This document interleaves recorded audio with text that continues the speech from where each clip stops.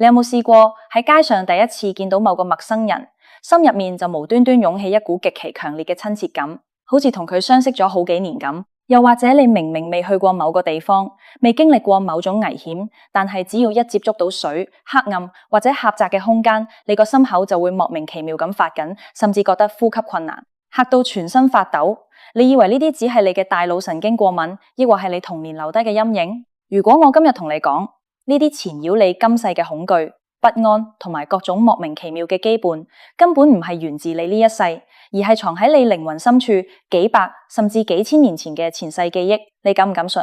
喺1980年，有一位喺耶魯大學畢業、任職頂尖醫院精神科主任嘅權威醫生，叫布萊恩·惠斯。佢做咗一件喺當時整個正統醫學界睇嚟極其離譜、極其荒謬嘅事。佢喺幫一位患有嚴重恐懼症嘅女病人做深度催眠治療嘅時候，竟然意外咁打開咗對方幾十次嘅前世輪迴記憶。更加離奇嘅係，呢位女病人唔單止講得出幾千年前嘅歷史細節，仲將魏斯博士私底下一件只有佢同老婆兩個人先知嘅終極隱私講咗出嚟。魏斯博士後來將呢啲連現代科學都解釋唔到嘅絕密臨床檔案整理成一本書，叫做《前世今生》。呢本書唔單止賣出咗超過1000萬冊，震驚咗全球醫學界，更加好似一把鎖匙咁，打開咗人類對生命輪迴、靈魂宿命最深沉嘅好奇。接落嚟嘅內容，好可能會徹底顛覆你對生死、宇宙同埋自己人生嘅所有認知。我哋從小到大接受嘅教育，大部分都係唯物主義嘅科學觀。科學話俾我哋知，生命係由出世嗰一刻開始，去到心臟停頓、腦電波消失嗰一刻結束。我哋今世遇到嘅所有心理疾病、焦慮同恐懼，要麼係因為大腦裏面嘅化學物質失衡，要麼就係因為童年時期受到過虐待或者創傷。這套理論係現代精神醫學嘅根基。魏斯博士喺耶魯大學受訓嗰陣，亦都係將呢套理論奉為金科玉律。直到有一日，一位叫做海瑟琳嘅27歲女病人走入咗佢嘅診所。海瑟琳係喺化驗室做助手嘅普通女仔，佢嘅生活圈子好窄，性格內向，對歷史、宗教或者玄學完全冇興趣，連普通嘅歷史常識都好匱乏。但係佢身上嘅病徵卻誇張到令人覺得匪夷所思。佢極度怕水，怕到連吞口水都驚會噎屎，連醫生開嘅藥丸都唔敢食。佢極度怕黑，怕被困喺封閉空間，不敢搭電梯，不敢坐飛機。佢每晚都會做噩夢，甚至有嚴重嘅夢遊。生活已經被呢啲無處不在嘅恐慌折磨到崩潰邊緣。作為一個經驗豐富、受過嚴格科學訓練嘅頂尖醫生，魏斯博士一開始充滿信心。佢用盡咗所有正統精神科嘅療法，由長達18個月嘅深度心理分析去挖海瑟琳嘅童年記憶，睇下佢係咪細個被父母虐待過，再去到開出各種高劑量嘅抗焦慮藥同鎮靜劑，結果全部都係死胡同。海瑟琳嘅病情不但冇好轉，反而變得更加嚴重，瀕臨精神崩塌。喺毫無辦法嘅情況下，魏斯博士決定用最後一招，就係催眠回溯治療。喺傳統精神醫學入面，催眠並不是什麼魔法或者超自然現象，它只係一種令病人身體深度放鬆，讓意識退居幕後嘅技巧，目的係越過大腦嘅防衛機制，回憶起被潛意識壓抑咗嘅童年創傷。魏斯博士原本打算帶海瑟琳返到佢2、3歲嗰陣，出恐懼嘅根源。喺鎮靜室微弱嘅燈光之下，海瑟琳慢慢進入咗深度催眠狀態。魏斯博士用極其平靜嘅醫生語氣下達咗一句例行指令：回到你症狀最先出現嘅時候。跟住令魏斯博士震驚到脊骨發涼嘅第一幕發生了。海瑟琳嘅眼球喺眼皮底下快速轉動，呢係深度夢境嘅表現。但係佢並沒有返到自己2、3歲嘅童年，而係用一種極之平靜、抽離，甚至帶着幾分古老方言、腔調嘅聲音講：我見到白色嘅樓梯，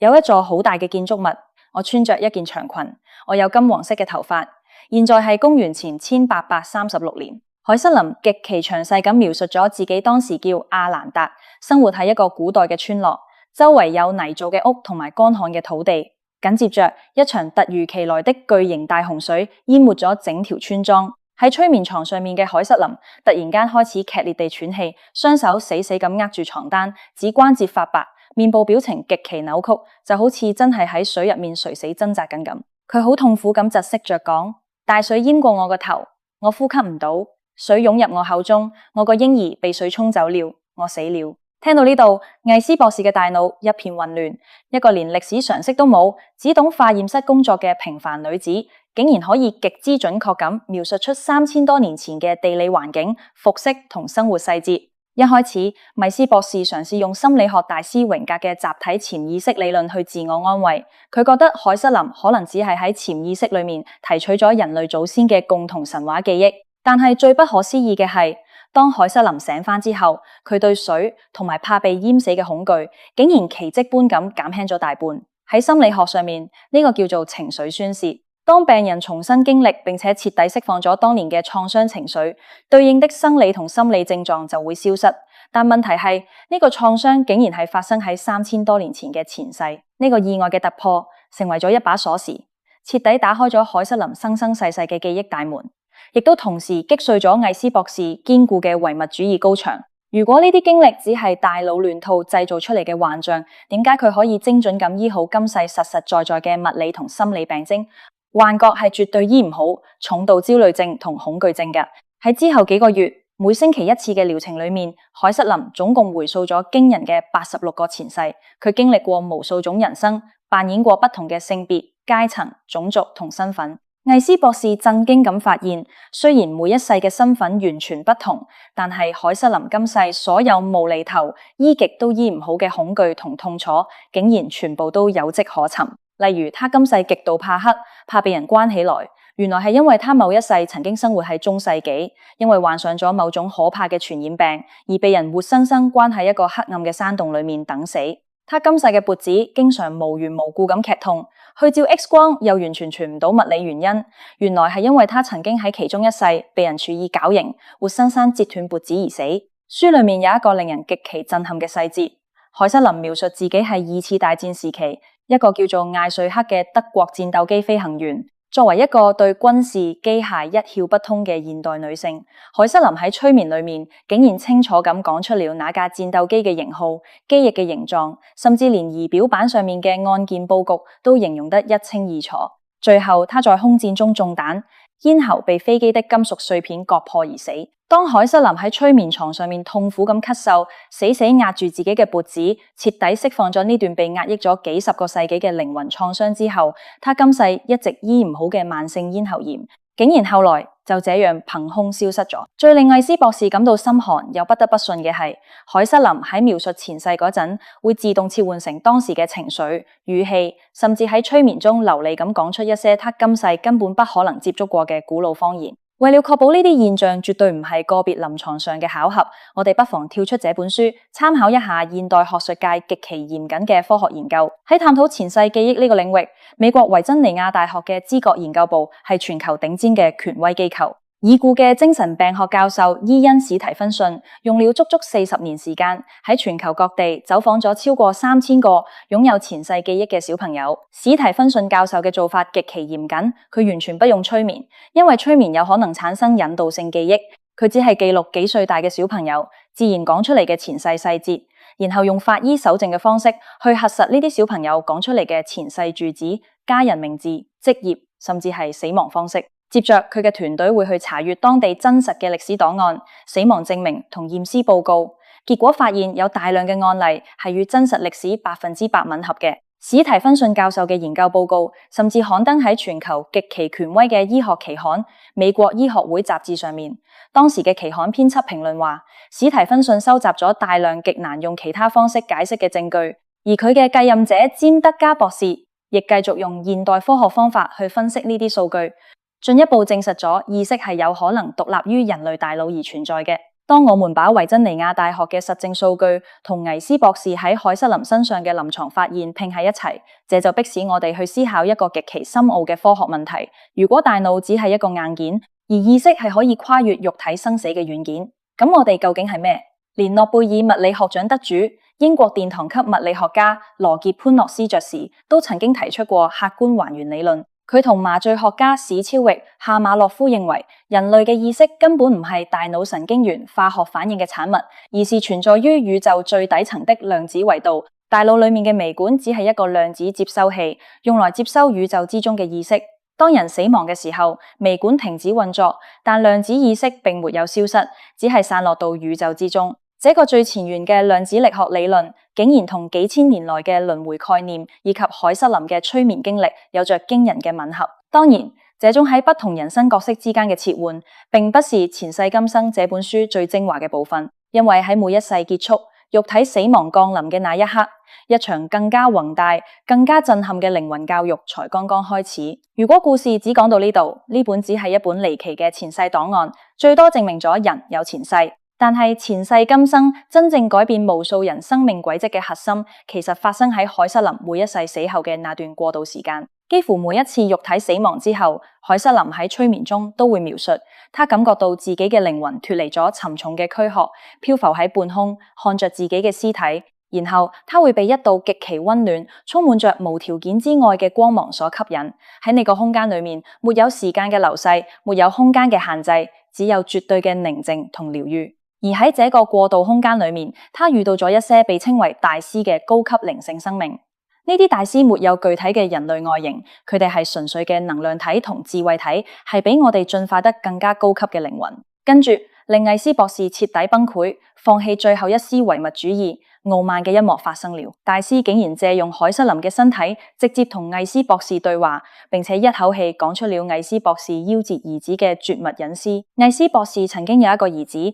出世後冇多久就因為罕見嘅心臟疾病而夭折。這件事係艾斯博士心底最深沉嘅痛，除了佢同佢老婆之外，沒有任何外人知道。當催眠床上嘅海瑟琳用一種威嚴而慈祥嘅語氣，準確講出佢兒子夭折嘅原因、靈魂嘅去向，甚至連艾斯博士父親嘅名字同埋家族秘密都講得一字不漏嗰陣，艾斯博士徹底被擊中啦。佢終於放下咗耶魯醫學博士嘅身段，意識到眼前發生嘅事遠遠超越咗人類現有科學嘅範疇。佢開始以一個謙卑學生嘅姿態，每星期準備好各種關於宇宙、生命同哲學嘅問題，認真記錄下呢啲大師傳達出嚟嘅宇宙規律。呢啲透過催眠跨越維度傳達落嚟嘅教誨，正是整本書最發人深省嘅精華。我哋可以將大師嘅教誨總結為4個最核心嘅宇宙法則。第一，生命係一場無盡嘅學習，靈魂群體有着深層嘅宿命連結。大師話，我哋來到這個世界，有很多功課要學，有很多債要還。如果這一世我哋沒有學會寬恕，沒有學會同情同愛，咁下一世我哋就會帶着同樣的功課再次回來，直到我哋徹底學會為止。每一次輪迴都是為了令靈魂變得更加純粹。更加驚人嘅係，大師指出，我哋並不是孤獨地喺宇宙之中輪迴，我哋係同着一群靈魂伴侶一起，分批來到地球這個課堂，生生世世互相糾纏。今世傷害你最深嘅仇人，上一世可能是你最親嘅親人，今世你最愛嘅伴侶，可能喺幾百年前曾經做過你嘅敵人。角色不斷互換，劇本不斷重寫，為嘅就是要大家喺極端嘅情感碰撞裏面互相磨練，直到大家真正學會無條件嘅愛同原諒。這就完美咁解釋咗為什麼我哋對某些陌生人會有一見如故嘅親切感。又或者為什麼你會對某個人有種無緣無故由心底發出來嘅恐懼同抗拒？因為你哋嘅靈魂根本一早已認識。第二，恐懼係最大嘅幻象，死亡根本不存在。當海瑟琳喺催眠裏面經歷咗幾十次死亡之後，他親身體驗到死亡只不過係脫下一件殘舊嘅大衣，跟住靈魂去休息一會，再換一件新衣服重新上路。大師用極其威嚴嘅語氣宣告，死亡根本不存在，我哋係不朽嘅。當一個人真正從微觀嘅肉體生命躍升到宏觀嘅靈魂維度去看自己，真正明白意識係永遠不會消失嘅時候，世俗上嘅失敗、貧窮、衰老甚至絕症都不再係最可怕嘅事。恐懼只不過係人類大腦因為無知而製造出來嘅枷鎖。當恐懼消失，真正的自由才會降臨。第三，時間的幻象與內心的修辭。大師反覆強調，現代人類太過急躁，經常想掌控一切，想馬上得到回報，遇到逆境就怨天尤人。但是喺靈魂嘅高維度裏面，時間根本不是直線流動嘅。大師話，一切都會喺應該來嘅時候來到，你不可以催促時間，你必須要學會內心嘅平靜，然後去愛。你今世經歷嘅所有苦難同挫折，都是靈魂喺投胎前為自己度身訂造嘅考試卷。如果你想行捷徑或者逃避，下一世你依然要補考。坦然接受當下嘅一切，係靈魂走向成熟嘅第一步。第四，平衡與直覺的力量。大師提到，人類社會過度依賴理智、邏輯同物質追求，導致靈魂嚴重失衡。人生不可以走極端，必須要在物質生活同精神升華之間取得平衡。如果你今世只會追求銀行戶口裏面嘅數字同權力，忽略咗愛同關懷，咁你死後能帶走嘅就只剩下一個極其貧乏同空虛嘅靈魂。同時，大師教導我哋要多點聆聽自己嘅直覺，因為直覺往往係靈魂深處帶來嘅智慧，係大腦接收到嘅宇宙信號，而過度的理智反而會蒙蔽真相。這樣一場跨越維度嘅靈魂洗禮，究竟會為經歷者帶來什麼翻天覆地嘅變化？你可以試着體會一下，當你親身經歷過幾十次嘅生與死，見識過宇宙終極嘅愛同靈魂嘅不朽，重新回到這個沉重、充滿了各種麻煩、日日要上班供樓嘅現實世界，你還會不會為了細枝末節嘅得失而執着？幾個月嘅療程之後，真正的奇蹟喺海瑟琳身上出現了。他沒有吃過一粒特效藥，沒有做過任何電擊治療，但他所有嘅恐懼症、焦慮症、夢遊全部不藥而癒。他由一個縮喺角落、經常恐慌嘅女孩，變成一個極其開朗、充滿平靜，甚至散發着某種智慧光芒嘅人。其中最明顯嘅變化，就是對死亡恐懼嘅徹底消失。他知道肉體嘅死亡只係一場過渡，這份絕對嘅肯定，令他面對人生起跌時，多咗一種普通人很難理解嘅從容同優雅。但係除了海瑟琳改變之外，更加痛苦、經歷更大內訌嘅，其實係艾斯博士本人。作為一個傳統醫學界嘅既得利益者，艾斯博士經歷了長達4年極其煎熬嘅內心掙扎。佢好清楚醫學界有多封閉同保守，佢好怕一旦將這份看似荒謬嘅醫療檔案公開，佢會被正統醫學界當成神棍或者瘋子。佢喺耶魯建立嘅聲譽，佢喺醫院嘅主任職位，佢辛苦建立嘅學術事業，好可能會喺一夜之間毀於一旦。喺呢4年裏面，佢將所有錄音帶同筆記鎖喺保險箱裏面。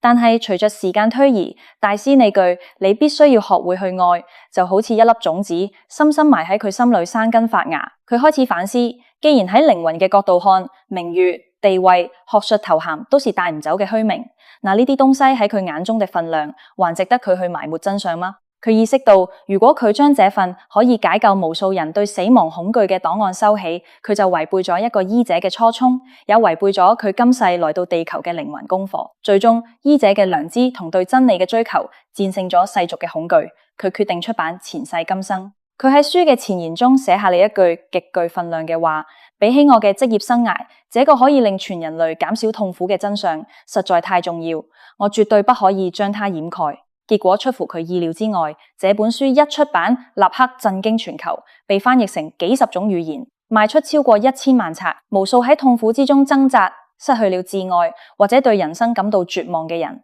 因為這本書而找到了活下去嘅力量和平靜。甚至有好多頂尖嘅心理學家同醫生私底下寫信給佢，承認自己也在臨床上遇過類似嘅情況，只係以前不敢講出來。當然，作為一本挑戰現代唯物科學底線嘅書，它注定會惹來很多爭議。就算去到今時今日，依然有很多科學家試圖用基因、記憶、潛意識、投射等純生理嘅角度去解釋這一切。但係這本書真正嘅價值，或許根本不在於去證明輪迴係否100%合乎科學實證。艾斯博士真正做嘅係將生命嘅意義同靈魂嘅本質這個宏大嘅話題重新拉回聚光燈之下。法國著名哲學家德日進有一句話講得極好：我哋並不是正在經歷靈性體驗嘅人類，我哋係正在經歷人類生活嘅靈性生命。這本書就好似一塊鏡子，照出了我哋平時被世俗蒙蔽、視而不見嘅東西。它照出了愛嘅分量，令我哋明白喺漫長嘅靈魂旅途裏，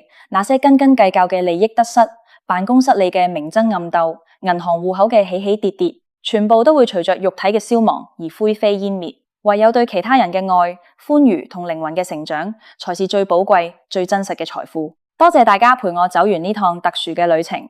如果這段影片令你對生命有少少新嘅思考，咁我哋今天嘅目的就達到了。祝願大家喺忙碌喧囂嘅生活裏面，都能找到屬於自己內心嘅平靜同力量。拜拜。